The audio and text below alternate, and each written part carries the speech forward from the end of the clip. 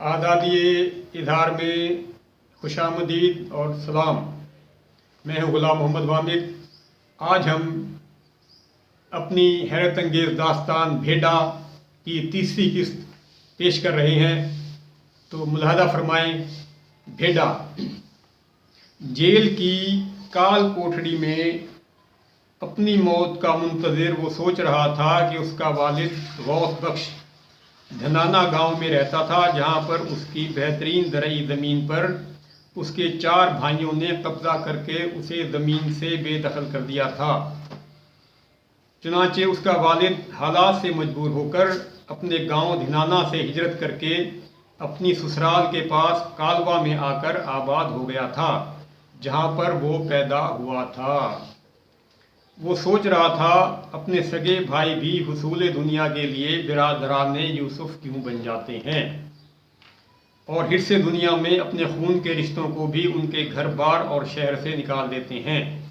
इसी तरह के ख्यालात उसके जहन में आ रहे थे कि फिर उसे अपना एक प्यारा दोस्त याद आया। वो हिंदू यानी सनातन धर्म से ताल्लुक़ रखता था। उसका नाम हरिचंद, ये फर्जी नाम है, असल नाम याद नहीं, हरिचंद था, जिसने उसके कहने पर अपना मज़हब छोड़कर इस्लाम कबूल कर लिया था। ये भी बड़ा अजीब किस्सा था। हरिचंद अक्सर गुलाम हुसैन से मिलने उसके घर उसकी बैठक में आता, उसके साथ बातें करता और इकट्ठे बैठकर साथ खाना खाते थे। एक रोज़ हरिचंद ने भी गुलाम हुसैन को अपने घर पर खाने की दावत दी, जिसे कबूल कर लिया गया। मगर जब वो दावत पर हरिचंद के घर पहुंचा तो उसने उनकी बैठक में सूअर बंधे देखे। उनकी बैठक में सूअर बंधे देखे। ये देखकर उसका जी खराब हो गया और हरिचंद से कहा कि भाई, मैं उस वक़्त तक तुम्हारे घर नहीं जा सकता जब तक तुम्हारे घर में सूअर मौजूद हैं। चुनांचे वो उसकी दावत पर उसके घर नहीं गया।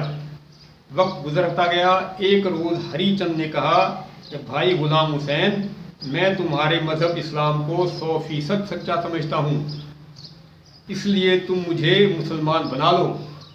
ये सुनकर गुलाम हुसैन खुशी से झूम उठा और उसे मशवरा दिया कि इस्लाम की सही तालीम के लिए तुम दिल्ली चले जाओ। वहाँ पर फ़लाँ मदरसा है, वहाँ पर फ़लाँ नाम के एक आलिम हैं, उन्हें मेरा सलाम कहना, वो तुम्हें मदरसा में दाखिल कर लेंगे। चुनांचे हरिचंद ने ऐसा ही किया, लेकिन इस सिलसिले में उनके घर वालों का क्या रद्द अमल था, ये मालूम ना हो सका। मुसलमान होने के बाद हरिचंद का नाम अब्दुल कादिर रखा गया। चंद सालों बाद आलिम बनकर अब्दुल कादर, ये नाम भी फर्जी है, असल रखा गया नाम भी याद नहीं। अब्दुल कादिर जब वापस अपने गांव आया तो गुलाम हुसैन ने उसका पुरजोश इस्तकबाल किया और अपने घर दावत पर बुलाया। लेकिन अब्दुल कादिर ने कहा कि भाई गुलाम हुसैन, तुम्हारे कहने पर और अल्लाह के फजल से मैंने अपना मज़हब छोड़कर इस्लाम कबूल किया। अब तुम मेरी एक बात भी मान लो, और वो ये है कि तुम्हारे कानों में जो ये बाले हैं, ये हिंदू धर्म की अलामत हैं, इन्हें निकाल दो। और तुम्हारी ये जो बड़ी बड़ी मूछें तुम्हारे लबों पर आ रही हैं, इन्हें तुरशवा लो, क्योंकि जब तुम खाना खाते हो या पानी पीते हो तो वो मूछों को लगकर मुंह में जाता है, जो कि गैर शरई है और लुक़मा हराम हो जाता है। ये अमल सुन्नते रसूल के ख़िलाफ़ है। ये सुनकर गुलाम हुसैन मुस्कुराया और उसी वक्त अपने कानों से बाले उतार दिए और हद से बड़ी मूछें तुरशवा लीं।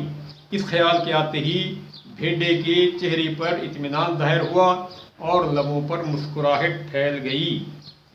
ख्यालात का सिलसिला दूसरी जानिब मुड़ा तो उसके सामने वो मंजर आ गया जब वो एक रात अपनी घोड़ी पर सवार कहीं से वापस घर की तरफ आ रहा था। रास्ते में वो एक कब्रिस्तान से गुजरा तो अचानक ये देख कर वो ठटक गया कि एक कब्र पर कोई मादरजात बरहना औरत बाल बिखराए खड़ी हुई किसी बर्तन में मौजूद पानी से नहा रही है। ये देखकर वो रुक गया, घोड़ी से उतरा और उस औरत के पास गया। वो खौफज़दा नहीं हुआ और ना ही उसे चुड़ैल वगैरह समझा। उस औरत ने उसे डराने के लिए चीख कर कहा कि भाग जाओ, चीख कर कहा कि भाग जाओ, अपनी जान बचाओ, मैं चुड़ैल हूँ, तुम्हारा खून पी जाऊंगी। लेकिन भेड़े ने तो डरना सीखा ही नहीं था। उसने आगे बढ़कर उसे पकड़ लिया, अपनी पगड़ी उतार कर उसकी तरफ फेंकी कि इससे अपना जिस्म ढांप लो। लड़की ने ऐसा ही किया। तब भेड़े ने धमकी आमेज लहजे में पूछा कि बताओ तुम कौन हो, वरना तुम्हें यहीं पर मार डालूंगा। औरत अब बहुत ज़्यादा खौफज़दा हो गई थी। वो रोने लगी और बताया कि वो फलां गांव की रहने वाली है और फलां शख्स की बीवी है।